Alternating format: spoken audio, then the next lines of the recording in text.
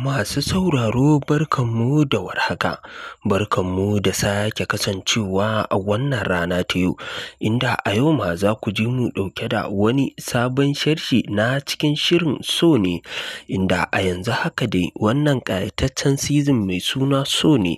inda zai fara zuwan muku a cikin wannan ƙayatacciyar tasha tamu ba da daɗewa ba,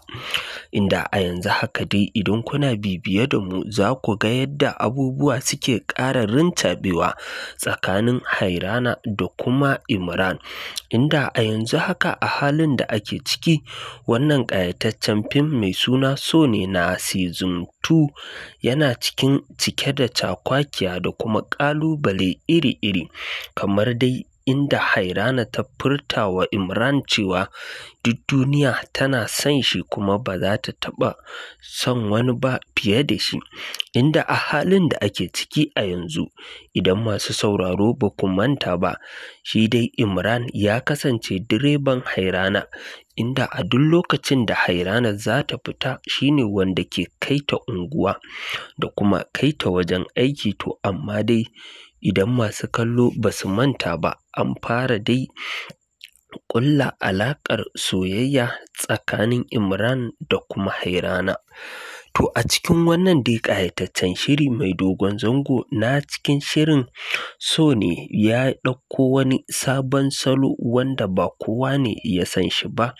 ko kuma zai kuma burge masu kallo da kuma masu sauraro.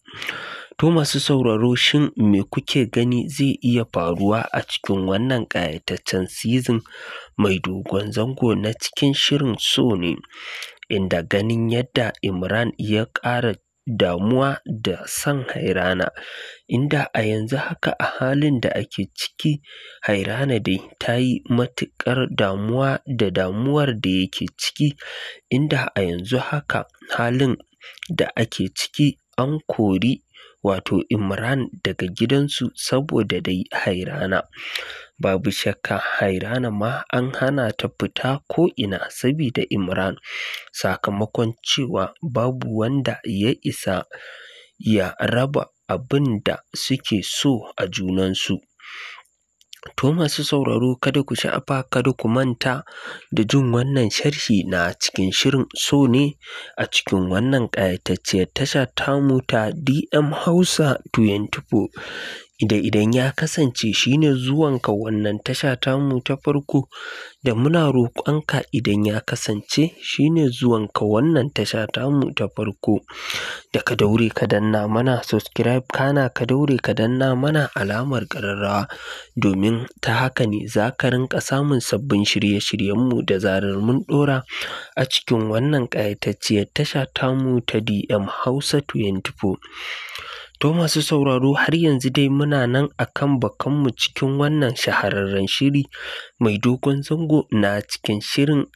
so ne, inda tsakanin Imran da kuma Hairana akwai wata kwantaccen al'amari wanda babu wanda ya san sirrin da Imran ya sani game da Hairana,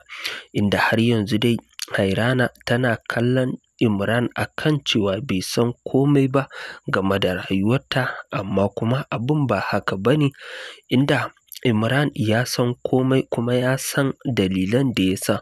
wasu abubuwan suke faruwa da Hairana ba tare da ta sani ba. To a yanzu me kuke gani zai iya faruwa?